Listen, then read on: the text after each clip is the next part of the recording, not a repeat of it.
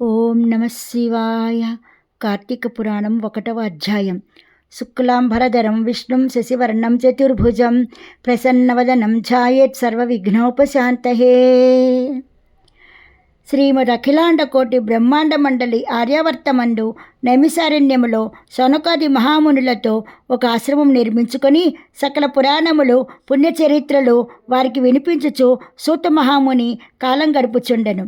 ఒకనాడు సౌనకాది మునులు గురుతుల్యుడగు సూతునిగాంచి, ఆర్య, తమ వలన అనేక పురాణ ఇతిహాసములు వేదాంగములు రహస్యములు సంగ్రహముగా గ్రహించినారము. కార్తీక మాస మహత్యమును కూడా వివరించి దాని ఫలమును తెలుపగోరుచుంటిమి కాన తమరా వ్రతమును వివరింపుడని కోరారు. అంతా మహర్షి, ఓ మునిపుంగవులారా, ఒకప్పుడు ఇదే కోరికను నారదుడు సృష్టికర్తయగు బ్రహ్మను కోరగా, బ్రహ్మదేవుడు అతనికి విష్ణుమూర్తి లక్ష్మీదేవికి సాంబశివుడు పార్వతీదేవికి తెలియచేసిన విధముగా ఆ గాథను వివరించదను. అట్టి పురాణ గాథను మీకు తెలియచేయుదును. ఈ కథను వినుట వలన మానవులకు ధర్మార్థములు కలుగుటయే కాక ఇహమందును పరమందును సకలైశ్వర్యములతో తొలుతుగుదురు. కావున శ్రద్ధగా ఆలకింపుడని ఇట్లు చెప్పెను. పూర్వముఖానక దినంబున పార్వతీ పరమేశ్వరులు గగనంబున విహరించుచుండగా, పార్వతీదేవి, ప్రాణేశ్వర, సకలైశ్వర్యములు కలగచేయునట్టిది, సకల మానవులు వర్ణభేదములు లేక ఆచరించదగినది, శాస్త్ర సమ్మతమైనది, సూర్యచంద్రులు ఉన్నంత వరకు ఆచరించబడేది యగు వ్రతమును వివరింపుడని కోరెను. అంతటా మహేశుడు మందహాసమునరించి, దేవి, నీవు అడుగుచున్న వ్రతము స్కాందపురాణమున చెప్పబడి ఉన్నది. దానిని ఇప్పుడు వశిష్ఠ మహాముని మిథిలాధీశుడగు జనక మహారాజునకు వివరింపబోచున్నాడు, చూడు. మా మిథిలా నగరం వైపు అని మిథిలా నగరం వైపు చూపించెను. అట మిథిలా నగరములో వశిష్ఠుని రాకకు జనకుడు సంతసించి ఆర్ఘ్యపాద్యములతో సత్కరించి కాళ్ళు కడిగి ఆ జలమును శిరస్సుపై జల్లుకొని, మహాయోగి మునివర్య, తమ రాక వల్ల నేను, నా శరీరము, నా దేశము, నా ప్రజలు పవిత్రమైతిమి. తమ పాదధూళిచే నా గేహము పవిత్రమైనది. తమరు ఇటుకేల వచ్చితిరో సెలవివ్వుడు అని వేడుకొనెను. అందులోకి వశిష్ఠుడు, జనక మహారాజా, నేనొక మహాయజ్ఞము చేదల పెట్టి తిని దానికి కావలసిన అర్ధబలము అంగబలము నిన్నడిగి క్రతువు ప్రారంభించమని నిశ్చయించి ఇటు వచ్చి తిని అని పలుకగా, జనకుడు, మునిచంద్రమా, అటులనే ఇత్తును స్వీకరింపుడు. కానీ చిరకాలము నుండి నాకొక సందేహము గలదు. తమ బోటి దైవజ్ఞులను అడిగి సంశయము తీర్చుకొని దలిచి తిని నా అదృష్టము గలది ఈ అవకాశము దొరికినది.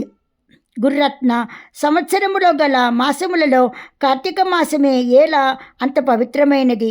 ఆ కార్తీక మాసము గొప్పతనమేమి అను సంశయము నాకు చాలా కాలము నుండి ఉన్నది. కావున తాము కార్తీక మహత్యమును గురించి వివరింపవలసిందిగా ప్రార్థించెను.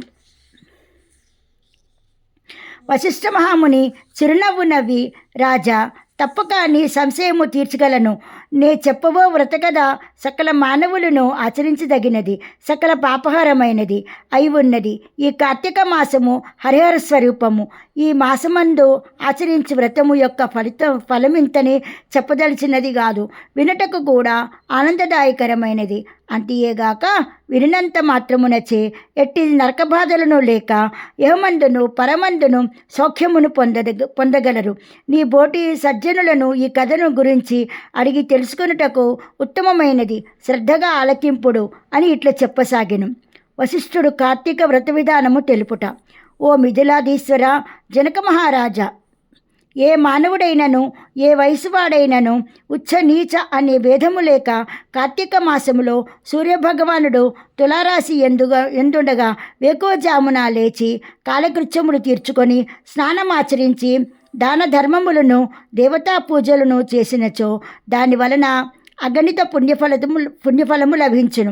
కార్తీక మాస ప్రారంభము నుండి ఇట్లు చేయుచు విష్ణు సహస్రనామార్చన శివలింగార్చన ఆచరించుచుండవలెను.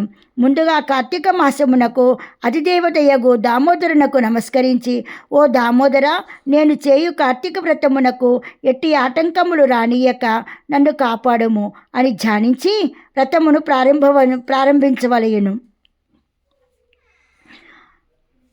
కార్తీక స్నాన విధానము. ఓ రాజా, ఈ వ్రతమాచరించు దినములలో సూర్యోదయమునకు పూర్వమే లేచి కాలకృత్యములు తీర్చుకొని నదికి పోయి స్నానమాచరించి గంగను శ్రీమన్నారాయణనకు పరమేశ్వరునకు భైరవునకు నమస్కరించి సంకల్పము చెప్పుకొని మరలా నీట మునిగి సూర్యభగవానునకు ఆర్ఘ్యప్రదాన మొసంగి పితృదేవతలకు క్రమప్రకారముగా తర్పములు నర్చి గట్టిపై 3 దోసిళ్ల నీళ్లు పోయవలెను. ఈ కార్తీక మాసములో పుణ్యనదులైన గంగా, గోదావరి, కృష్ణ, కావేరి, తుంగభద్ర, యమున మున్నగు నదులలో ఏ ఒక్క నదిలోనైనను స్నానమాచరించిన ఎడల గొప్ప ఫలము కలుగును. తడిబట్టలు వీడి మడిబట్టలు కట్టుకొని శ్రీ మహావిష్ణువునకు ప్రీతికరమైన పుష్పములను తానే స్వయముగా కోసి తెచ్చి నిత్యధూప దీప నైవేద్యములతో భగవంతునికి పూజ చేసుకొని గంధము తీసి భగవంతునికి సమర్పించి తాను బొట్టు పెట్టుకొని పిమ్మట అతిథి అభ్యాగతులకు పూజించి వారికి ప్రసాదం ఇచ్చి తన ఇంటి వద్ద కానీ దేవాలయంలో కానీ లేక రావి చెట్టు మొదట కానీ కూర్చుండి కార్తీక పురాణము చదువవలేను. ఆ సాయంకాలము సంధ్యావందనం ఆచరించి శివాలయమందు కానీ విష్ణాలయము కానీ లేక తులసికోట ఎద్దు కానీ దీపారాధన చేసి శక్తిని బట్టి నైవేద్యము తయారు చేయించి స్వామికి సమర్పించి అందరికీ పంచిపెట్టి తర్వాత తాను భుజింపవలేను. మరునాడు మిష్టాన్నముతో భూతతృప్తి చేయవలెను. ఈ విధముగా వ్రతమాచరించిన స్త్రీ పురుషులకు పూర్వమందును ప్రస్తుత జన్మమందును చేసిన పాపము పోయి మోక్షమున అర్హులగుదురు. ఈ వ్రతము చేయుటకు అవకాశము లేని వారలు వ్రతము చేసిన వారలను చూసి వారికి నమస్కరించినచో వారికి కూడా తత్సమాన ఫలము దక్కును. ప్రథమోధ్యాయం సమాప్తః. ఓం నమః శివాయ, ఓం నమః శివాయ, ఓం నమః శివాయ.